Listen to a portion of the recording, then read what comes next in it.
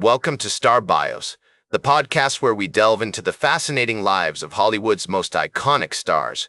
I'm your host, Casey Gold, and today we're shining the spotlight on the incomparable Joan Crawford. With a career spanning over 5 decades, Joan Crawford is a name synonymous with old-school glamour, fierce determination, and unwavering dedication to her craft. From her humble beginnings to her rise as a Hollywood legend, Joan's life story is a captivating tale of perseverance, passion, and transformation. Born Lucille Fay Lesur on March 23, 1904, in San Antonio, Texas, Joan Crawford's early life was marked by instability and hardship. Her father, Thomas Lesur, was a laborer who struggled to provide for his family, working tirelessly as a construction worker, a mechanic, and even a cook at a local restaurant. However, his drinking problems and eventual abandonment of the family when Lucille was just a toddler left an indelible mark on her psyche. The memory of her father's absence would haunt her for years to come, fueling her determination to succeed and prove herself in a world that often seemed hostile and unforgiving. The Lesur family's small, modest home on the outskirts of San Antonio was a hub of activity, with Lucille's mother, Annabelle Johnson, working tirelessly as a laundress and seamstress to make ends meet. The sound of scrubbing boards, the smell of fresh laundry, and the hum of the sewing machine were constants in Lucille's early life, a testament to her mother's unwavering dedication to providing for her family. Despite the financial struggles, Annabelle encouraged Lucille's early interest in dance and performance, recognizing her daughter's natural talent and charisma. She would often take Lucille to the local opera house, where they would watch performances of La Bohème and Carmen, sparking a love of music and drama that would stay with Lucille throughout her life. As a result of Thomas's abandonment, Annabelle was forced to move the family to Lawton, Oklahoma, a small town nestled in the heart of the Great Plains. The vast expanse of the Oklahoma prairie, with its rolling hills and endless skies, was a far cry from the bustling streets of San Antonio. Yet, it was here that Lucille found solace in her love of sports, particularly basketball and track. She would spend hours practicing her jump shot, running laps around the schoolyard, and competing in local tournaments, earning her the nickname Little Tomboy among her classmates. Her athletic prowess and competitive spirit were traits that would serve her well in the cutthroat world of Hollywood, where only the strongest and most determined survived. However, Lucille's early life was not without its challenges. She faced bullying from her classmates due to her family's poverty and her father's absence, which left a lasting impact on her self-esteem. The cruel taunts and teasing of her peers would often leave her feeling isolated and alone, wondering if she was somehow to blame for her family's struggles. Yet, it was in these moments of darkness that Lucille discovered her inner strength, a resilience that would propel her towards a life of fame and fortune. In 1917, Annabelle married Henry Cassin, a kind and supportive man who encouraged Lucille's artistic pursuits. The family moved to Kansas City, Missouri, a vibrant city that pulsed with energy and creativity. It was here that Lucille began taking dance lessons at the local vaudeville theater, mesmerized by the likes of Charlie Chaplin and Mary Pickford, who would later become her idol. As she honed her craft, Lucille began to develop a sense of self-confidence and purpose, which would propel her towards a life of stardom. The Cassin family's move to Kansas City also exposed Lucille to the vibrant cultural scene of the city, where she was introduced to the works of famous authors like F. Scott Fitzgerald and Ernest Hemingway. She would spend hours devouring their novels, transported to worlds of luxury and excess, of love and loss. These early influences would later shape Joan's appreciation for literature and her approach to acting as she sought to bring complexity and depth to her characters. As the 1920s dawned, Lucille's ambitions began to take shape. She won a local dance competition, which led to a spot in a traveling vaudeville troupe. At just 16 years old, Lucille set out on the road, performing in various cities across the United States. The experience was grueling yet exhilarating, with long hours, endless travel, and constant scrutiny from audiences and critics alike.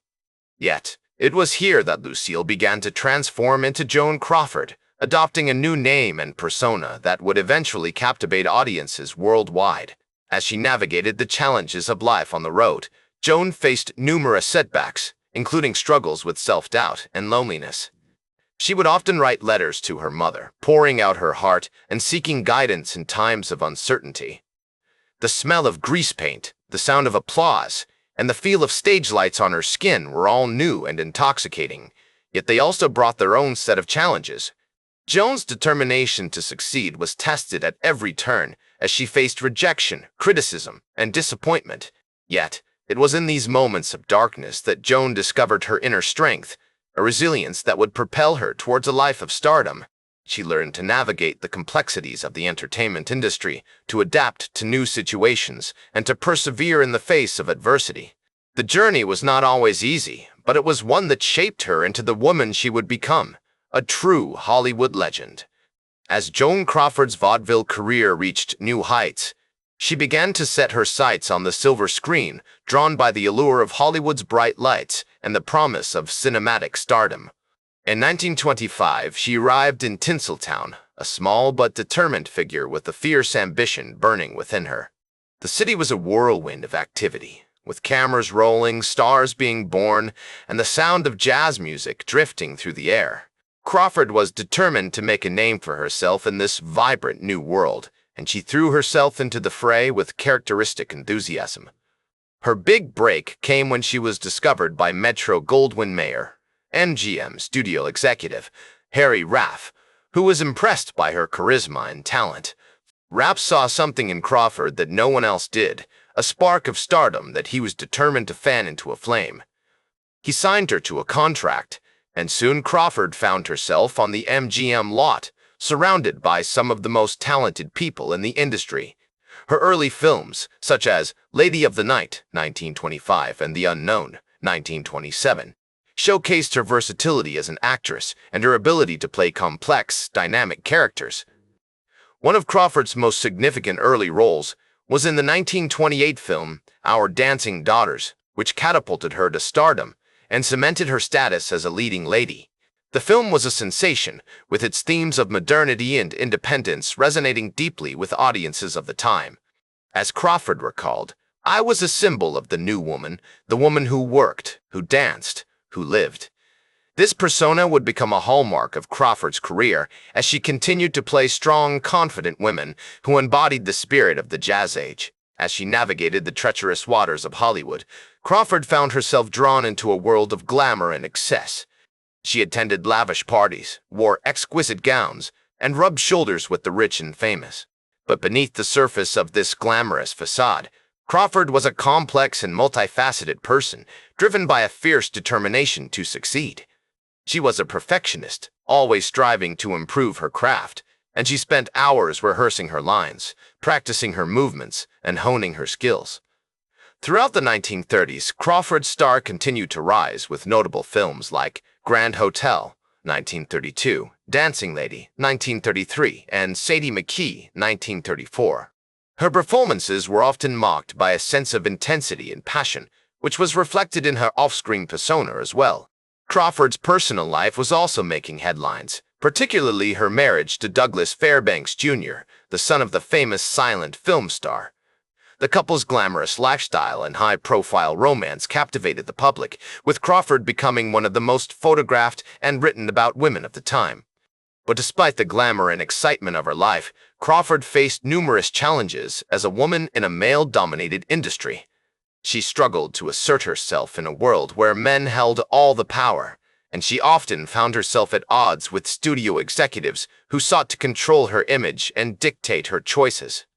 It was during this time that Crawford formed a close bond with fellow actress Greta Garbo, who became a source of comfort and support in the tumultuous world of Hollywood. The two women would often meet for lunch, sitting in quiet cafes and discussing their shared experiences as female stars in a patriarchal society. As Crawford noted, "We were both strong-willed and determined, and we understood each other in a way that few others could." This sense of solidarity and camaraderie was essential to Crawford's success as she navigated the challenges of Hollywood and continued to push boundaries as a female star. The 1940s marked a significant turning point in Crawford's career, with her Oscar-winning performance in Mildred Pierce, 1945, cementing her status as a serious dramatic actress. The film was a tour de force, with Crawford delivering a nuanced and powerful performance that left audiences and critics alike in awe. As she said, "I knew that I had to give everything to this performance, to leave nothing behind." This level of commitment would become a hallmark of Crawford's career, as she continued to take on challenging roles and push herself to new heights as an actress. As the years went by, Crawford's filmography continued to grow, with notable performances in Humoresque, 1946, 1947, and Sudden Fear, 1952. Her personal life was also undergoing significant changes, including her marriage to Alfred Steele, the chairman of the Pepsi-Cola Company. The couple's relationship was marked by a sense of mutual respect and admiration, with Crawford often citing Steele as her closest confidant and supporter. Steele was a kind and gentle soul, who loved Crawford for who she was, both on and off screen. He gave her the freedom to be herself, to pursue her passions and interests without fear of judgment or reprisal. As Crawford noted, "He understood me in a way that few others did, and he gave me the freedom to be myself." This sense of security and support allowed Crawford to continue taking risks as an actress, exploring new roles and challenging herself in ways that would have been impossible without Steele's unwavering support. As the years went by, Crawford's filmography continued to grow, albeit at a slower pace, like a richly woven tapestry with intricate threads of drama, romance, and suspense. However, it was her iconic role in Whatever Happened to Baby Jane, 1962, that earned her an Academy Award nomination for Best Actress and cemented her status as a Hollywood legend. This film, directed by Robert Aldrich, marked a significant milestone in Crawford's career, as it paired her with longtime rival Bette Davis in a psychological thriller that explored the darker side of Hollywood stardom, revealing the intricate web of secrets, lies, and obsession that often accompanied fame. The experience of working on Whatever Happened to Baby Jane was a complex one for Crawford, filled with moments of creative tension and personal struggle. Despite their on-screen chemistry, Crawford and Davis had a notoriously tumultuous relationship, with rumors of bitter feuds and competitive clashes on set. However, this tension only added to the film's electrifying atmosphere, as the two actresses brought their characters to life with a depth and nuance that was both captivating and unsettling. As Crawford later reflected, "Working with Bette was like dancing with a partner who knew all the steps, but also knew how to trip you up." This film not only showcased Crawford's remarkable talent, but also marked a turning point in her career, as she began to take on more complex, nuanced roles that explored the complexities of the human psyche. Despite her continued success on screen, Crawford's personal life was marred by struggles with alcoholism and a tumultuous relationship with her daughter, Christina. The two would later engage in a very public feud, with Christina publishing a tell-all memoir, Mommy Dearest, in 1978, which portrayed Crawford as a cruel and abusive mother. This controversy would follow Crawford for the rest of her life, casting a shadow over her otherwise illustrious career and raising questions about the blurred lines between reality and fiction. As Crawford's biographer Donald Spoto noted, "The feud between Joan and Christina was a tragic example of how the pressures of fame can destroy even the closest of relationships." The tension between Crawford and her daughter was palpable, with both women struggling to come to terms with their complicated past and the legacy of Crawford's stardom. In the final years of her life, Crawford continued to work, albeit sporadically, taking on roles that allowed her to experiment with new genres and characters. She appeared in a handful of films and television shows, including the soap opera Night Gallery, 1969 to 1973, where she played a range of characters, from a mysterious woman with a dark past to a femme fatale with a penchant for danger. Her last major film role was in the 1970 horror film Trog, which she later described as a guilty pleasure. As she looked back on her life and career, Crawford reflected, "I've had a wonderful life, and I've been very fortunate, but it's not all been easy, and I've had to fight for everything I've gotten." Her voice was laced with a mix of nostalgia and regret as she acknowledged the sacrifices she had made for her craft and the personal costs of her stardom. Joan Crawford passed away on May 10, 1977, at the age of 72, due to complications from a heart attack. Her death marked the end of an era in Hollywood, as one of the last remaining stars of the Golden Age had finally left the stage. The news of her passing sent shockwaves through the film community, with tributes pouring in from colleagues, friends, and fans. As actress and friend Myrna Loy remembered, Joan was a true original, a woman who lit up the screen with her presence and inspired generations of actresses to follow in her footsteps.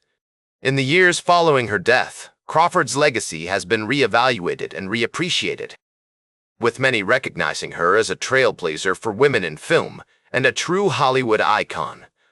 Today, Joan Crawford is remembered as a talented and fiercely dedicated actress who paved the way for future generations of female stars. Her influence can be seen in the work of actresses such as Meryl Streep, Judi Dench, and Cate Blanchett, all of whom have cited Crawford as an inspiration. As film critic and historian Leonard Maltin once observed, Joan Crawford was a true original, a woman who defied convention and forged her own path in the male-dominated world of Hollywood. Her legacy extends far beyond her films, as she remains an enduring symbol of glamour, sophistication, and determination. From her early days as a flapper girl to her later years as a Hollywood legend, Crawford remained true to herself, always pushing boundaries and challenging expectations. Her story serves as a testament to the power of hard work, perseverance, and dedication, inspiring generations of fans and aspiring stars alike. And so, as we bid farewell to this Hollywood legend, we remember Joan Crawford as a shining star who continues to inspire us with her sparkle, her sass, and her unwavering commitment to her craft. That's all for today's Star Bios. Remember to like, share, and subscribe. And until next time, I'm Casey Gold reminding you to keep shooting for the stars.